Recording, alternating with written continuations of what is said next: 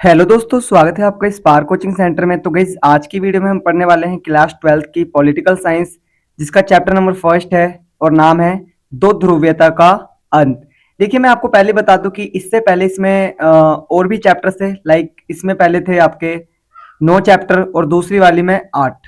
तो अब इनके चैप्टर्स थोड़े से कम कर दिए गए हैं। 2022 से स्टार्ट हुआ था ये, जब शिक्षा नीति चेंज हुई थी।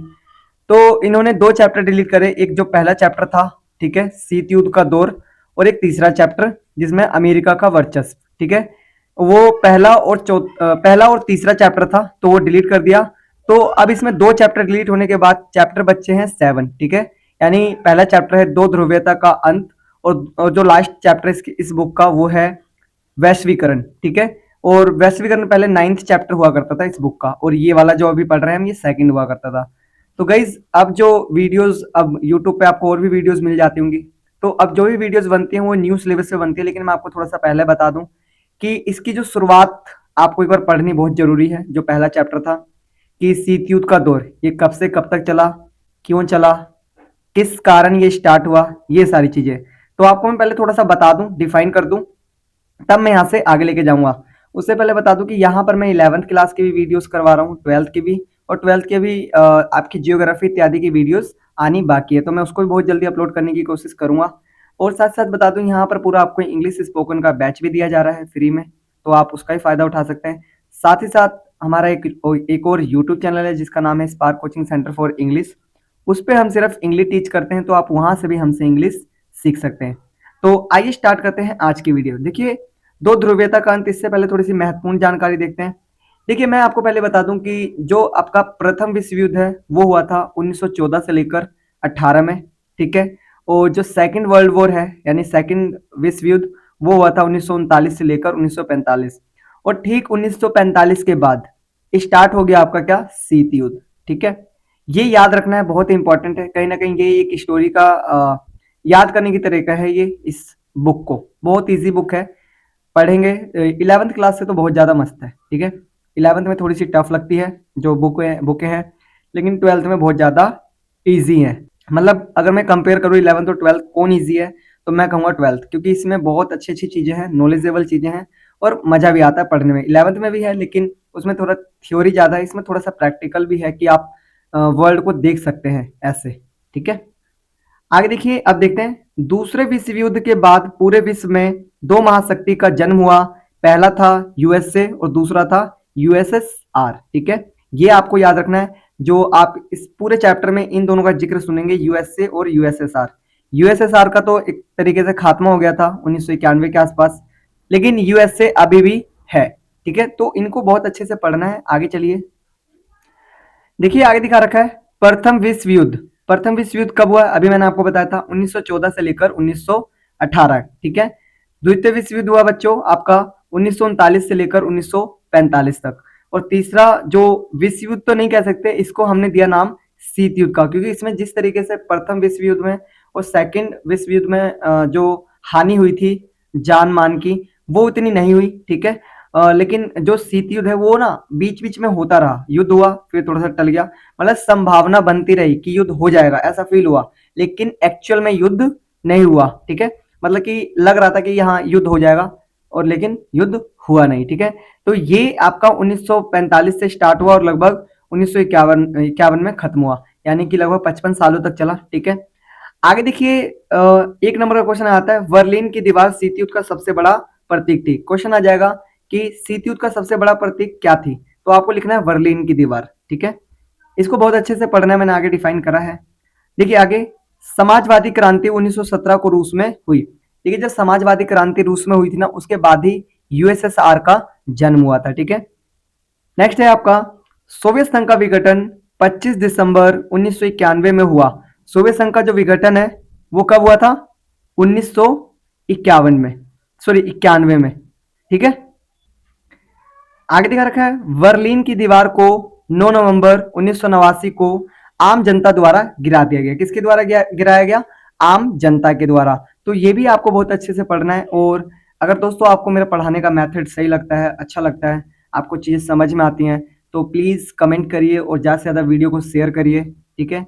इसी से कहीं ना कहीं हमारा चैनल ग्रो होगा और हमारी फैमिली भी ग्रो होगी। ठीक है, साथ साथ मेरा ये नंबर है 8178988103। आप इस पे कॉल कर सकते हैं, व्हाट्सअप कर सकते हैं अगर आपको इस पीडीएफ की फुल नोट्स चाहिए तो। ठीक है, अभी यहाँ पर शॉर्ट है, लेकिन अगर आपको फुल नोट्स चाहिए तो आप इस नंबर पे कांटेक्ट करके वो जो पीडीएफ है परचेज कर सकते हैं।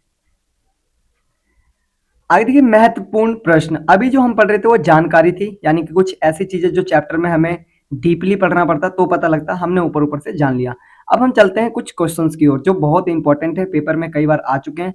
आप चाहें तो लास्ट ईयर के क्वेश्चन पेपर देख सकते हैं। देखिए, क्वेश्चन नंबर फर्स्ट है, सोवियत प्रणाली से आप क्या समझते हैं? जो सोवियत प्रणाली है यानी कि यूएसएसआर, उससे आप क्या समझते हैं? चलिए देखते हैं। सोवियत प्रणाली का अर्थ है एक ऐसी शासन व्यवस्था से था जिसमें समाजवाद था और सोवियत संघ की अर्थव्यवस्था पर सरकार का नियंत्रण था और सरकार द्वारा संसाधनों का बंटवारा समान रूप से किया जाता है। अब देखिए, सोवियत प्रणाली कैसी प्रणाली थी जहां पर सारा काम कौन संभालता था? सरकार संभालती थी। कौन? सरकार। ठीक है, और यहां पर क्या था? समाजवाद था। समाजवाद मतलब कि जो सारी चीजें संभालने का कार्य है किस पे?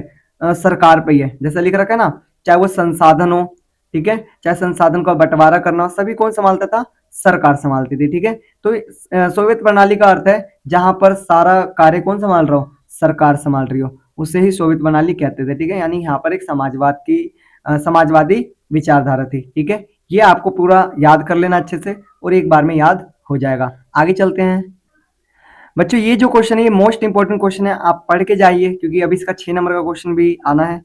तो 6 4 2 कितने नंबर का भी आ जाता है, तो इजी है, बस आप एक बार पढ़िए ध्यान से, आपको समझ में आ जाएगा। ठीक है, बहुत सिंपल नोट्स लिखे गए हैं। ठीक है, आप एक बार पढ़ेंगे समझ में आ जाएगा। आंसर देखिए, शॉक थेरेपी का अर्थ है आघात पहुंचाकर उपचार करना, यानी कि किसी को पहले पहले चोट पहुंचा दो और फिर उसको बोल दो सॉरी। ठीक है, ऐसे वाला कार्य है ये। ठीक है, देखते हैं।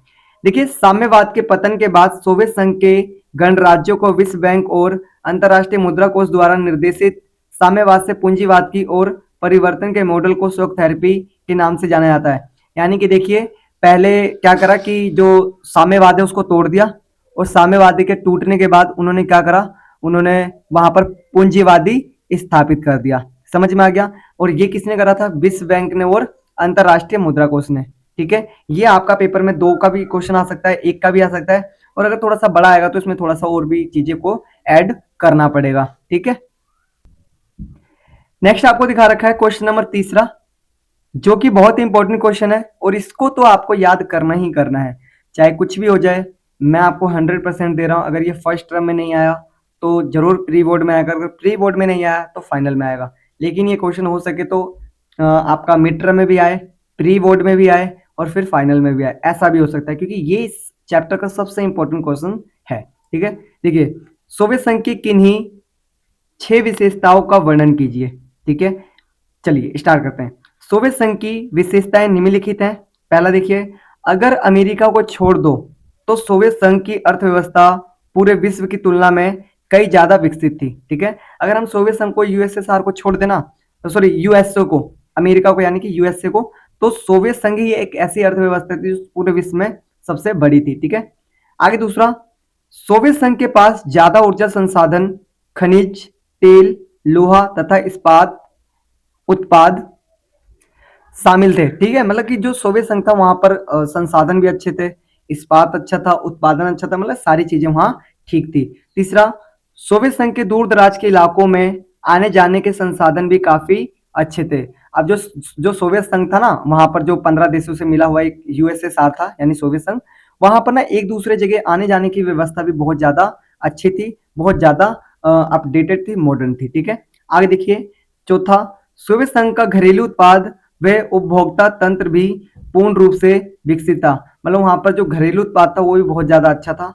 ठीक है, और उपभोक्ता तंत्र भी बहुत ज्यादा वहां पर अच्छा था। ठीक है, पांचवा, सोवियत संघ की संचार प्रणाली काफी विकसित थी, यानी वहां पर जो संचार का माध्यम था वो भी बहुत ज्यादा अच्छा था, मॉडर्न था और विकसित था। ठीक है, नेक्स्ट आपका छठा, सोवियत संघ की सरकार ने अपने नागरिकों के लिए न्यूनतम जीवन स्तर सुनिश्चित कर रखा था, मतलब कि वहां पर ना देखो जो लोगों को क्या क्या जरूरत है उन सभी की पूर्ति कर रखी थी। ठीक है, मतलब एक अच्छा जीवन जो होता है ना एक आम नागरिक के लिए, वो सारी चीजें वहां पर ऑलरेडी थी। आगे चलते हैं। आगे दिखा रहा है ये भी इंपॉर्टेंट क्वेश्चन है, तो जो भी इंपॉर्टेंट क्वेश्चन मैं बता रहा हूँ उसको आप जरूर लिख लीजिएगा, आएगा पेपर में। चौथा क्वेश्चन है, सोवियत संघ के विघटन के क्या परिणाम हुए? जब सोवियत संघ यूएसएसआर टूट गया तो उसके बाद जैसे कि क्या परिणाम हुए? जैसे देखो आपने देखा होगा जैसे अभी पंजाब है, पंजाब में क्या आ गया? अभी फ्लड आ गया, बाढ़ आ गया। तो पंजाब उससे पहले कैसा था? बाढ़ के आने से पहले कैसा था और अब कैसा है? तो उसी तरीके से जो सोवियत संघ है वो पहला कैसा था और अब कैसा हो गया, मतलब विघटन जब वो बिखर गया यानी 15 राष्ट्र अलग अलग हो गए, यूएसएसआर टूट गया, तो फिर उसकी हालत क्या हुई ये जानते हैं। देखिए आंसर है सोवियत संघ के विघटन के परिणाम निम्नलिखित हैं। ठीक है, क्या क्या परिणाम हुए देखिए। सोवियत संघ के विघटन के बाद विश्व में अमेरिका एकमात्र महाशक्ति रह गया और शीत युद्ध समाप्त हो गया। यानी देखिए जब 1951 में 91 में जब आपका यूएसएसआर टूटा तो पूरे विश्व में देखो दो महाशक्ति थी अभी, एक तो यूएसएसआर और एक यूएसए, लेकिन यूएसएसआर टूट गया तो कौन बचा? अब अमेरिका बचा, तो महाशक्ति कौन बन गया? अमेरिका बन गया, एक महाशक्ति हो गया। आगे दिखा रखा है दूसरा, सोवियत संघ के विघटन के बाद विश्व में युद्ध की संभावना लगभग समाप्त हो गई, जिसके कारण हथियारों की होड़ समाप्त हो गई। देखिए सोचो लड़ाई कौन कर रहा था? यूएसए और यूएसएसआर। अब यूएसए क्या हुआ, सॉरी यूएसएसआर क्या हुआ? टूट गया। जब यूएसएसआर टूट गया तो सामने वाला कोई बचा ही नहीं कि लड़ने, जो अमेरिका से लड़े, तो ऑटोमेटिकली क्या हुआ, जो युद्ध का खतरा था वो तो खत्म ही हो गया। और फिर जो हथियार पता लग रहा था ना लोगों की कहीं ना कहीं अगर लड़ाई होती है तो फिर हथियार भी आएंगे, गोली तो वगैरह चलेंगी, लेकिन वो सारी चीजें क्या हो गई? खत्म हो गई। ठीक है, उनकी होड़ भी खत्म हो गई। आगे दिखा रखा है तीसरा, सोवियत संघ के विघटन के बाद अमेरिका मात्र एक महाशक्ति रह गया। ठीक है, अमेरिका क्या रह गया? एक मात्र महाशक्ति रह गया। ठीक है भाई। आगे चौथा दिखा रखा है, सोवियत संघ के विघटन के बाद 15 नए राष्ट्रों का उदय हुआ। यानी कि जो सोवियत संघ था वो 15 देशों से मिलकर बना हुआ था। ठीक है, तो उसमें क्या हुआ, जब वो 15 देश अलग अलग हुए तो जो विश्व है उसमें 15 देश और बढ़ गए। ठीक है, आगे दिखा रखा है, सोवियत संघ के विघटन के बाद साम्यवादी साम्यवादी विचारधारा कमजोर हो गई तथा पूंजीवादी विचारधारा को मजबूती मिली। अब क्या हुआ, जब यूएसएसआर टूट गया यानी सोवियत संघ, तो हुआ क्या कि ना जो समाजवादी विचारधारा थी ना वो कमजोर हो गई और पूंजीवादी विचारधारा मजबूत हो गई, मतलब हर जगह उसकी चर्चा होने लगी।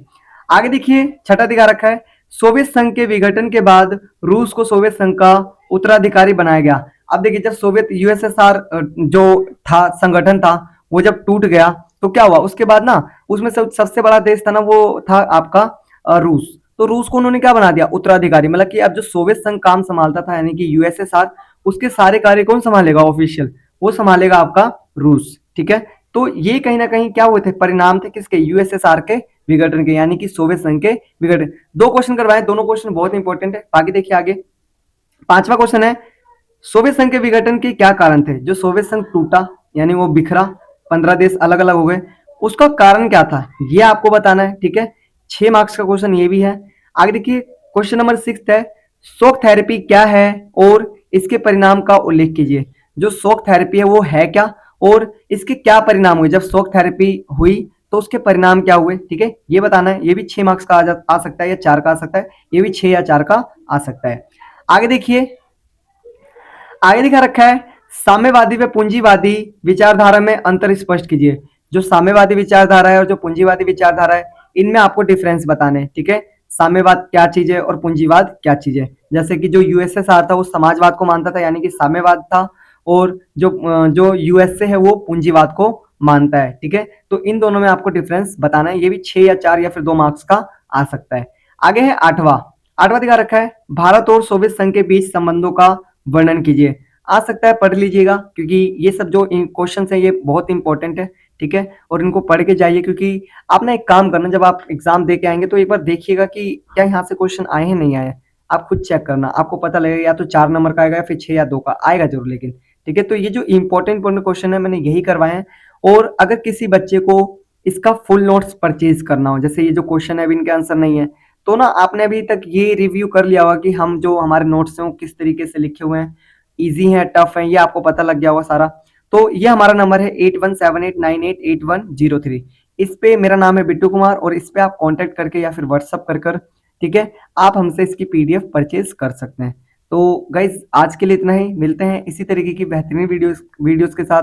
तो आपसे बस एक ही रिक्वेस्ट है कि वीडियो को ज़्यादा से ज़्यादा शेयर करें ताकि ये उन लोगों तक पहुंच सके जो कहीं ना कहीं 12th क्लास में है और वो पॉलिटी पढ़ना चाहते हैं और वो किसी कारणवश ट्यूशन इत्यादि नहीं जा पा रहे हैं। तो गाइज आज के लिए इतना ही, मिलते हैं नेक्स्ट वीडियो में एक और यूजफुल वीडियो के साथ। तब तक के लिए टाटा बाय बाय, जय हिंद, जय भारत।